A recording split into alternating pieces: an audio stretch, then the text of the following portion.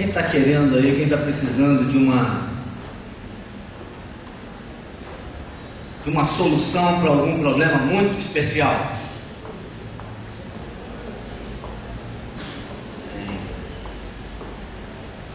Não muda de canal não.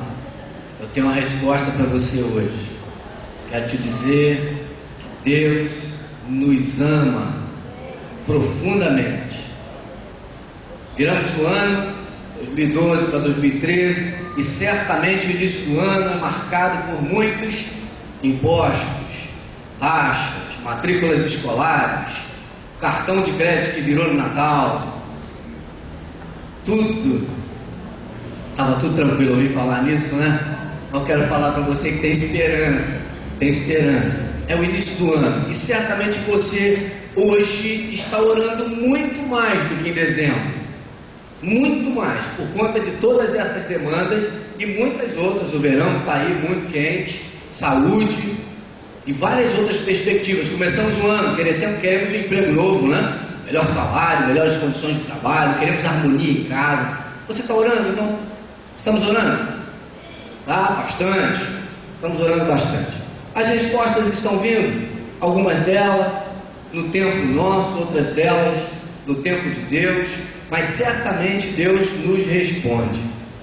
Eu quero falar com vocês nessa manhã, e hoje eu estou muito feliz porque me deram um pouquinho mais de tempo. E obrigado, viu? Quero falar com você nessa manhã sobre o tema a oração da fé para uma vida melhor. A oração da fé para uma vida melhor. E o texto que eu vou utilizar é o texto de Lucas 11, de 1 a 4. Todos nós já conhecemos esse texto, a maioria de nós, mas é fato que precisamos lançar um novo olhar no dia a dia da rotina para aquilo que é tão importante e tão fundamental que a palavra de Deus nos ensina. Amém? E assim como o texto diz no primeiro verso, que é o texto que está na tela, é a seguinte, só o slide seguinte. Assim como o texto diz, assim como está na tela, o texto chama a atenção para o fato de que muitas vezes nós não sabemos orar. Algumas vezes somos chamados a atenção para o próprio texto nos chama a atenção de que não recebemos, muitas vezes porque não sabemos pedir. E o texto que Lucas descreve sobre esse momento de Jesus com os seus discípulos e os seus ao entorno, começa pela indagação dos discípulos. Vamos ler juntos o texto que está na tela, que diz assim: e aconteceu, estando ele a orar num certo lugar, quando acabou, ele disse aos seus discípulos: Senhor, ensina-nos a orar, como também João ensinou aos seus discípulos. E ele lhes disse: quando orardes, dizei: Pai nosso que estás no céu, santificado seja o teu nome, venha o teu reino, seja feita a tua vontade, assim na terra como no céu. Dá-nos cada dia o nosso pão cotidiano e perdoa-nos os nossos pecados, pois também nós perdoamos a quem nos deve. Não nos conduzas em tentação, mas livra-nos do mal. Essa belíssima oração é uma chave que abre e abrirá a partir de hoje, em nome de Jesus, a porta à vontade de Deus, acionará a vontade de Deus, porque ele entenderá a partir da sua compreensão o quanto é importante repetir de forma compreensiva não só o discurso oral, mas a experiência que propõe a oração. Em muitos momentos hoje na nossa história, já na nossa história mais recente, até os cientistas buscam entender o que a oração significa. Já há pesquisas, e você deve ter visto alguns testes e experimentos que mostram que cura pode brotar a partir de um ato de oração que implica em fé. A fé pode muito em seus efeitos. O princípio da fé está diretamente envolvido com a iniciativa daquele que tem fé. E uma das ações de fé indispensáveis para o nosso tempo é a ação que começa na oração.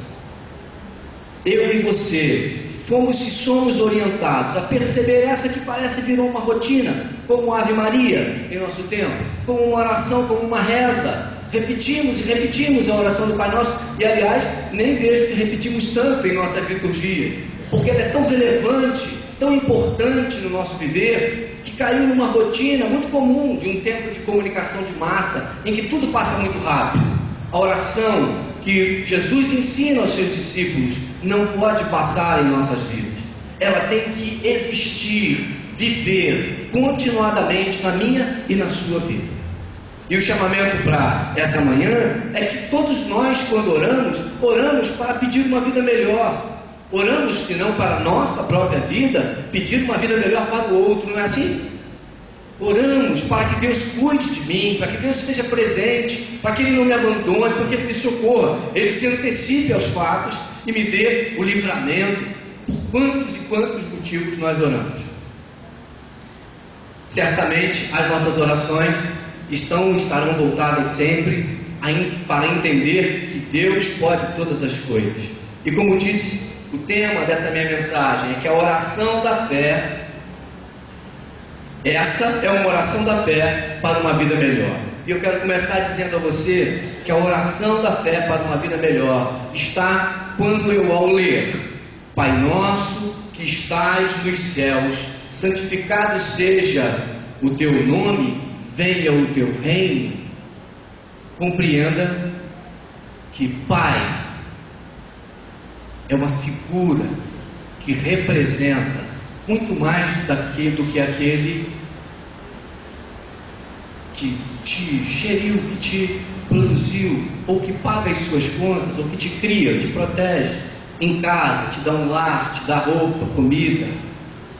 Pai, na origem do texto, que propõe o texto é compreender que esse é aquele que tem olhos mansos, é aquele que está nos céus, invisível. Isso significa dizer, onde é que é o céu? Você sabe onde é o céu? Você enxerga o céu, aqui a gente tem o hábito de olhar para o céu e dizer que ele está azul. De cima para baixo ele não está azul, a terra está azul. Significa dizer, Pai Nosso é aquele que tem olhos mansos, que te cuida. Ele não é só o seu gerador, ele é a essência da minha e da sua vida. Quando eu oro ao Senhor dizendo Pai Nosso, eu digo a Ele, essência da minha vida, olho nos olhos dEle, entendo que Ele tem um amor infinito, profundo, total e pleno sobre minha vida. E a oração não começa com o que está do lado de fora, começa na minha própria vida, na minha percepção de a quem eu oro. A quem eu oro. E a declaração da oração aponta para o Pai, que é manso, que é cuidador. Talvez você não tenha tido um pai. É possível que você não tenha tido uma experiência paterna, de relacionamento, de cuidado, de proteção, ou a sua experiência tenha sido muito negativa. Certamente o Pai ao qual oramos não é o Pai assemelhado a nós. É o Pai Deus, é o Pai Criador, é o Pai gerador de toda a fonte de bênçãos, de vida e de alegria. Então quando você vai a alguém pedir alguma coisa, e esse alguém tem pouca coisa para dar, o que você pede? Pouca coisa. Quando você vai a alguém que tem muita coisa para dar, e você vai pedir alguma coisa, o que você tem que pedir? É tudo que Ele pode te dar. Tudo que Ele pode te dar. E isso mudará a tua vida. Isso mudará a nossa vida. Porque Ele é o Senhor, Ele é o Pai, Ele está disposto a entregar a você aquilo que Ele deseja, aquilo que Ele sabe o que é bom. Quando eu digo Pai Nosso que estás no céu, identifico também que além desse Pai maravilhoso, magnífico, que talvez eu mesmo nunca tenha tido, na pessoa de Deus eu encontro quem me ampara, me protege, me cuida, me ensina, me entende, me supre de tudo que necessito. Também tenho que perceber que essa oração aponta para um princípio de fé, que é um princípio teológico da verdade sobre Deus. Ele está nos céus. Significa que o Deus ao qual oramos, a quem oramos, com quem falamos, Ele tem a essência da infinitude. Da infinitude, ou seja, Ele está em todas as coisas, Ele está em todos os lugares. Não só aqui no domingo, na quarta-feira ou em outro dia de celebração, mas Ele está em todo o tempo e em todos os lugares. Não há um lugar sequer, não há um lugar sequer, não há nenhum espaço que você possa imaginar que Deus não esteja. Jesus chama a atenção para esse Deus a quem oramos, que é o Deus que está em todas as coisas, em todos os lugares. E eu, quando falo isso, eu me impressiono, porque às vezes ingenuamente, até muito infantilmente, eu separo espaços na minha vida como se eu pudesse fazer isso. Não, agora eu vou separar esse espaço, vou orar ao Senhor. Vou separar esse espaço, agora eu vou ter comunhão com o Pai. Eu vou separar esse meu local de trabalho e vou trabalhar, vou cuidar das minhas coisas. Como se Deus pudesse, como se você pudesse entender Deus desassociado de todo o espaço. De todo o espaço. A palavra que orienta-nos na oração é que esse que está nos céus significa que Ele está longe, significa que Ele está em todos os lugares, Ele está na sua vida, Ele está junto de você, Ele está no seu trabalho, na sua casa. E olha só que interessante, quando você se ira, onde Deus está? Você não se ira longe de Deus, você se ira junto de Deus. Quando você mente, onde Deus está? Quando você trai, onde Deus está? Que misericórdia, Senhor, das nossas vidas. Porque às vezes ingenuamente nós achamos que podemos viver dissociados de Deus, independente do que nós fazemos. Quando você se alegra, onde Deus está? Só falei de coisa ruim, né? Onde você tem vitória, onde Deus está? Ele está junto de você todo o tempo te estimulando. O Pai nosso, que é esse que nos ama e que está em todos os lugares, Ele tem uma característica diferente de todos os outros pais que nós conhecemos aqui na terra. O texto chama na oração de santificado. Só em dizer nome de Deus, entende-se que Ele é totalmente santo. E aí, irmãos, quero perguntar para você, quando você pensa em santidade, o que vem à sua mente? Qual é a figura que vem à sua mente? Que sinais dessa figura? Aí algumas pessoas vão dizer, uma veste branca, pura, santidade. O que vem à sua mente é santidade? O que é ser santo? Que santidade é essa? Que eu oro a santidade, eu oro a Deus, a esse santo. Que santidade é essa? Quando eu digo Pai, eu digo Senhor, eu sou filho. Quando eu digo Tu estás nos céus, Senhor, eu reconheço Tua presença em toda a minha vida. Quando eu digo que Tu és, santificado seja o Teu nome, eu digo o que, irmãos? O que eu sei sobre santidade? O que eu sei? Quero dizer para você que o que eu sei sobre santidade é quase nada. Quase nada, quase nada, quase nada. Quase dá uma música isso, né? Tem uma música que fala de quase nada. O que eu sei de santidade é quase nada. O que eu sei de santidade são algumas regras organizacionais, morais e éticas que nós estabelecemos em nossa sociedade. Quando eu oro a esse Pai Todo-Poderoso, eu digo a Ele que eu quero a santidade dEle em minha vida. Isso significa dizer que um homem santo é um homem que tem um nome doce, que tem alegria, que tem beleza, que tem leveza, que tem honestidade, que tem seriedade, que tem verdade, compromisso. Significa dizer que tem muito mais elementos de santidade, como se não estivesse no mundo. Não, eu não faço nada que o mundo faz. Isso não é santidade, irmãos. Isso é religiosidade. Santidade é entender quem é Deus, sua grande alegria, sua tremenda verdade, sua imensa generosidade e misericórdia, e apropriarmos-nos disso na nossa vida. Porque quando eu digo que a santidade dele é a ele que eu oro, essa santidade é a que a oração me chama a desejar, e te chama a desejar também. Somos alegres, somos felizes. Se você quiser abrir a chave da vida, da qualidade de vida que Deus quer para mim e para a sua vida, entenda a oração que o Senhor nos ensina a fazer. Quando Ele diz, venha o teu reino, o que Ele está dizendo para nós todos? O que é o reino de Deus, irmãos? O que nós entendemos sobre o reino de Deus? Um rei, uma coroa, uma vestimenta muito perfeita, brilhosa, cheia de ouros e dourados ou tudo mais, vermelhos, de quantas coisas você quiser, e que governa sobre um trono. A partir de um trono, ele governa todo mundo. O reino é um exemplo figurativo da natureza e da própria essência de Deus Rei, que quer reinar na minha e na sua vida. Mas como é que ele quer reinar, irmãos? Com mão de ferro? Ele quer reinar subjugando os seus servos, escravizando os seus servos, ou ele quer reinar com tudo aquilo que Deus é, te apresentando o jardim, as fontes, as crianças, o pão e o vinho, os gestos ternos, as mãos desarmadas, os corpos abraçados? Que reino é esse que eu peço a Deus que traga a mim? Eu peço a Deus que traga a mim o reino do paraíso, o reino do lugar perfeito, da vida perfeita. Queridos, quando eu oro a oração do Pai, que é nosso e que está em todos os lugares, eu estou me comprometendo com as leis do seu reino, com as leis da misericórdia, da piedade, da alegria, da criança na sua ingenuidade, na sua leveza e beleza. Eu e você estamos e devemos nos comprometer com isso, que é o reino de Deus, porque eu oro aquilo que deve estar dentro de mim.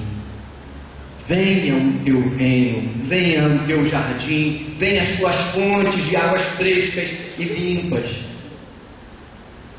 Estou produzindo paz, sou uma pessoa pacífica, sou uma pessoa que promove a alegria. Onde eu estou, as pessoas estão felizes. Onde estou, chegou o Rogério, acabou a alegria. Quem é você quando chama o reino de Deus para viver na sua vida? Ele vem com tudo que ele é. Ele não vem com um pedacinho. Senhor, só um pedacinho, só quero isso aqui, só quero essa parte, só quero a bênção, só quero a cura. Não vem com tudo não, vem com tudo sim, Senhor. A oração nos ajuda a entender que eu posso ter, a partir da fé, uma vida melhor. E ele vem com tudo. Segundo ponto, irmãos, que é faça-se a tua vontade, assim na terra como no céu, como oramos. Faça-se a tua vontade, assim na terra como no céu. Sei que Deus deseja dar-nos o melhor, e o desejo mais fundo que eu tenho, às vezes até esquecido, Deus pode resgatar e me dar.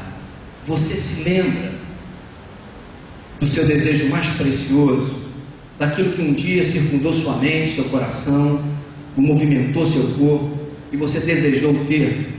Saiba que fazendo, se isso for, se o seu desejo for vontade de Deus, só se for vontade de Deus, se afirmará na sua vida.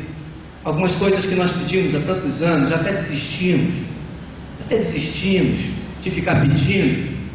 Deus está te lembrando. A oração que nós aprendemos de Jesus faz nos lembrar que todo dia devemos orar: Senhor, faça a tua vontade, assim na terra como em qualquer lugar. Ou seja, assim no físico como em qualquer ambiente metafísico, espiritual, em qualquer lugar do universo. É a tua vontade que é o meu desejo que seja feito. E aí eu chamo sua atenção para isso, querido. Você se lembra do seu desejo? Você se lembra da sua vontade? Tem colocado isso todo dia aos pés de Cristo, aos pés de Deus? Deus está te chamando a fazer isso, porque a oração imputa a nós um compromisso com aquilo que queremos, para que também seja aquilo que Deus quer, ou aquilo que Deus quer, para que seja aquilo que queremos.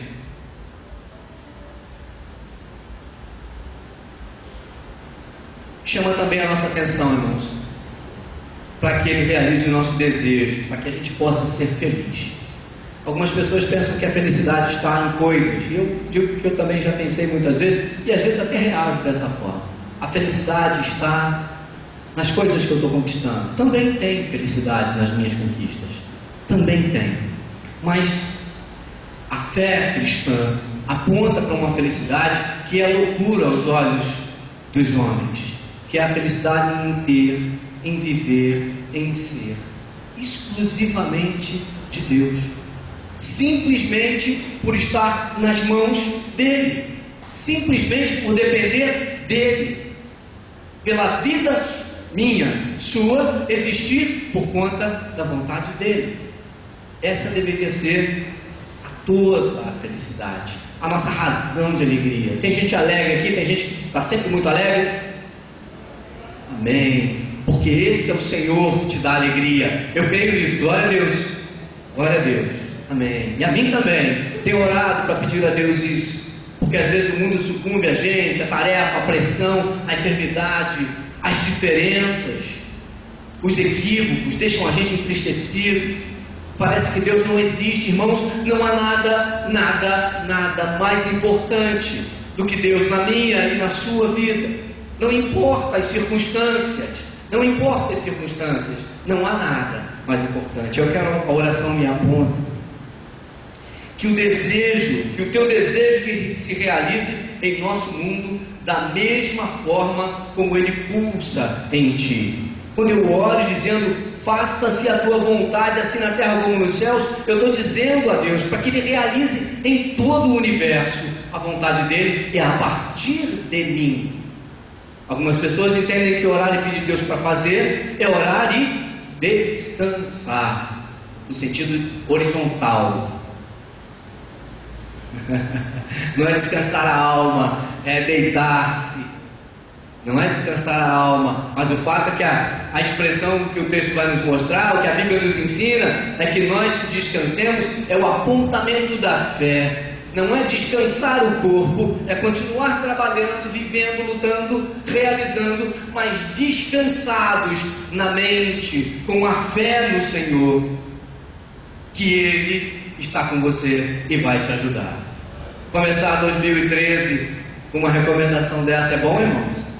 Amém. Aposte nisso, invista nisso, no seu relacionamento com o Senhor também. Terceiro, o texto diz: o pão nosso de cada dia dá-nos hoje. Essa oração aponta para uma demanda muito importante do nosso tempo. Nós estamos todo dia, não tem um aqui, desde o mais pequeno, mais jovem, não sei você, apontei para cá, mas desde o mais jovem, lá tem mais jovem eu acho, até o mais idoso, estamos demandando problemas do pão de cada dia.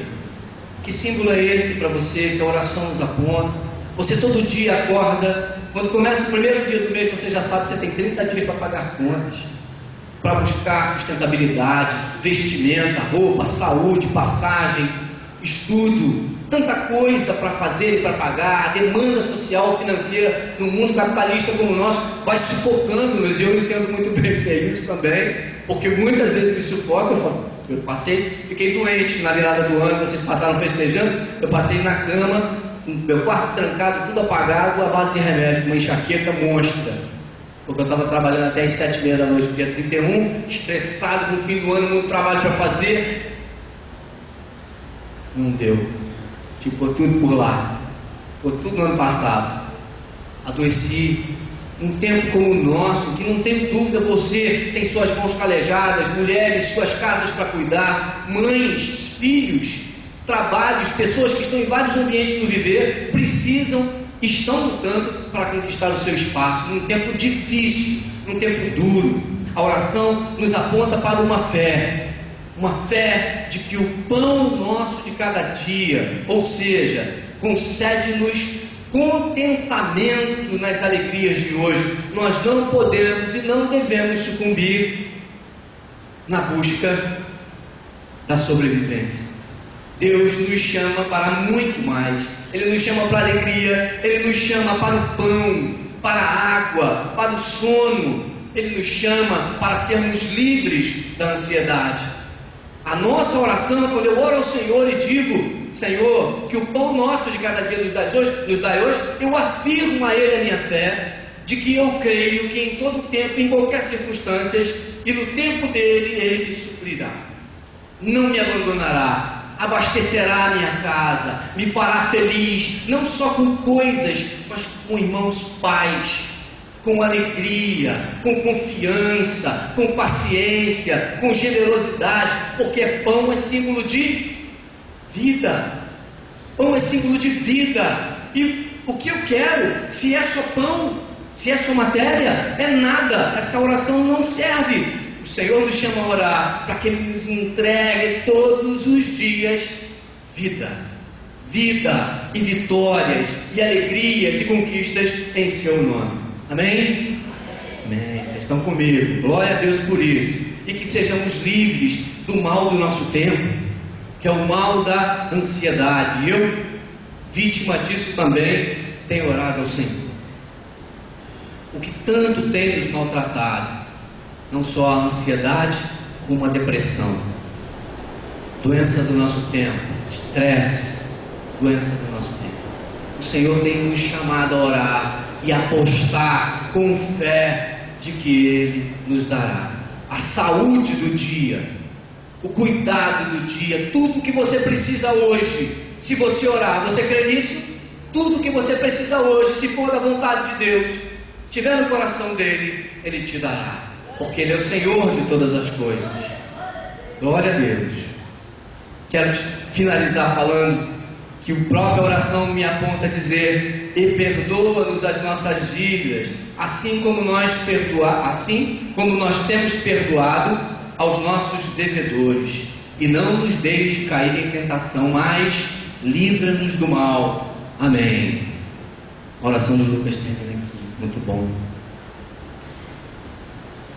Quando a oração diz: perdoa-nos as nossas dívidas, assim como nós temos perdoado aos nossos devedores, dizer para você, tão importante se faz, que os nossos olhos sejam tão mansos com os outros, como os teus são para conosco. Significa, irmãos, quando eu oro ao Senhor, essa frase, perdoa as nossas dívidas como nós perdoamos, significa que eu entendo o quanto Deus nos perdoa, me perdoa. Você entende o quanto Deus te perdoa? Tem alguma coisa que Deus não pode perdoar em você? Depois a gente vai discutir alguma questãozinha lá do texto bíblico no ambiente de sala de EBD. Mas tem alguma coisa que você acha que Deus não pode perdoar em você? Existe? Vou dizer para você que não existe, porque Deus pode todas as coisas. A Ele nada é impossível. Deus pode todas as coisas. Se Ele não pode, Ele não é Deus. Então, se você pensa que perdoa as minhas dívidas assim como eu perdoo aos meus devedores, o texto vai abordar essa frase no sentido contrário: Senhor, ensina-me sobre o teu perdão para que eu aplique aos meus devedores. E olha só o compromisso que agora eu passo a ter. Não é perdoa as minhas dívidas, não. Se eu não perdoei, Deus também não vai me perdoar, mas está tudo bem, eu não vou perdoar. Deus não está, a oração não aponta para essa direção, aponta para o seguinte: ensina-me como é o seu perdão, para que eu assim então perdoe aos meus devedores. Eu acabei de dizer para você que Deus perdoa indistintamente, sem mais, menor, maior ou menor, mais ou menos, não importa. Deus perdoa indistintamente. Compromisso que quando você ora, eu e você temos que fazer, é que quando eu oro ao Senhor para que eu repita a ação dele na minha vida, eu me comprometo com o perdão do outro. Irmãos, estamos vivendo um tempo de muito egoísmo, de muito individualismo, um tempo em que perdemos a grande oportunidade de abraçar o nosso inimigo e dizer a ele que nós o amamos, que nós o perdoamos. É libertário, é saúde emocional, física. Estamos vivendo um tempo de picuinhas, tempo social, né?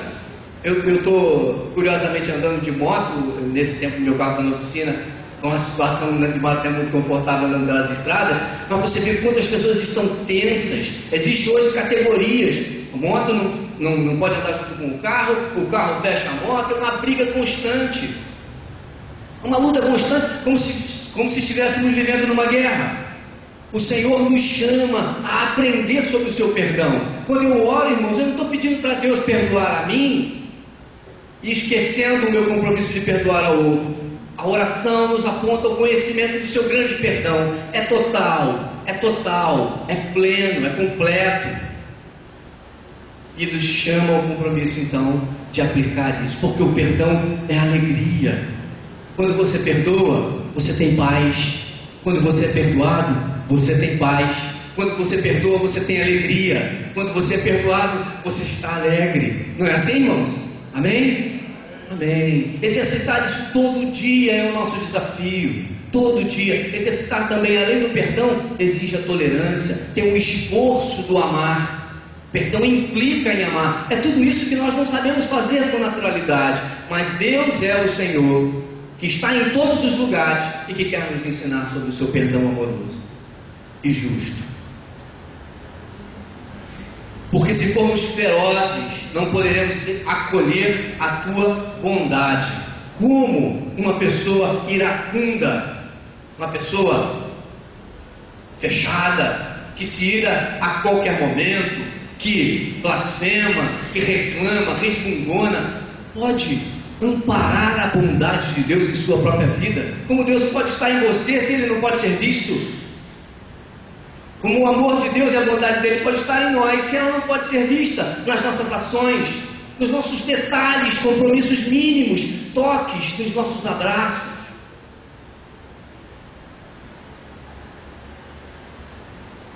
A oração nos estimula a pedir, ajude-nos para que não sejamos enganados pelos desejos maus e livra-nos daquele que carrega a morte dentro dos próprios olhos.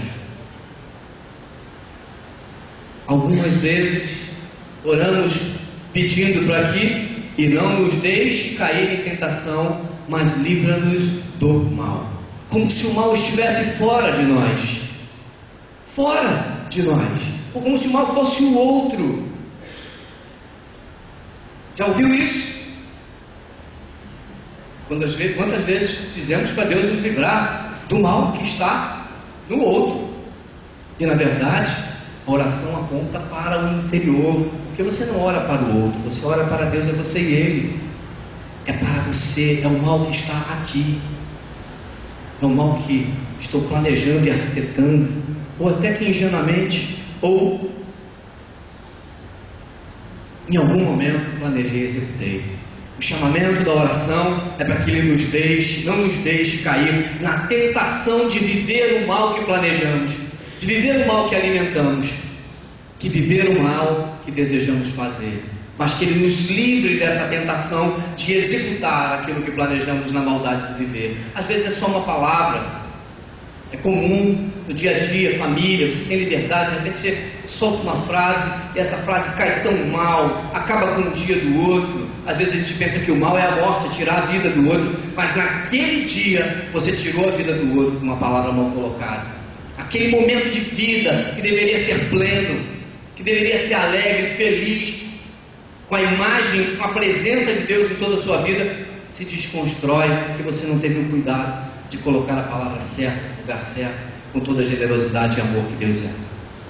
Quando eu oro e você ora, nós oramos para que Deus transforme a nossa vida em primeiro lugar.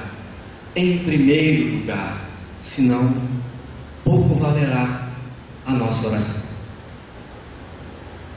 Eu quero te convidar agora, fechando a minha palavra, a orarmos juntos a oração do Pai Nosso. Não como um rito, não como um texto que eu estou lendo religioso, mas com a compreensão de que o Pai é esse que me abraça agora. Eu queria que você ficasse de pé, por gentileza. Se você pudesse, estou sentado bastante tempo. Gostaria que você colocasse o seu coração agora, sua mente para funcionar, para você lembrar de todos os seus momentos, suas necessidades, suas fragilidades, suas deficiências, seus sonhos, seus projetos, e saber que o Deus do céu, o Pai nosso que está no céu, está aqui, está no invisível, está na sua vida, está na sua mente, está nos seus projetos, está naquilo que você ainda não enxergou. O Pai do céu está nesse lugar. E a gente orar essa oração não como um religioso, mas uma oração de declaração do grande amor e fé que temos nele, que será a razão de uma vida melhor em 2013 e para toda a nossa vida. Oremos juntos. Pai nosso que estás nos céus, santificado seja o teu nome. venha o teu reino, faça a tua vontade, assim na terra como no céu. O pão nosso de cada dia nos dai hoje, perdoe as nossas dívidas, assim como nós perdoamos aos nossos devedores. Não nos deixe cair em tentação, mas livra-nos do mal, pois teu poder. Amém. Muito obrigado, irmãos. Deus abençoe você.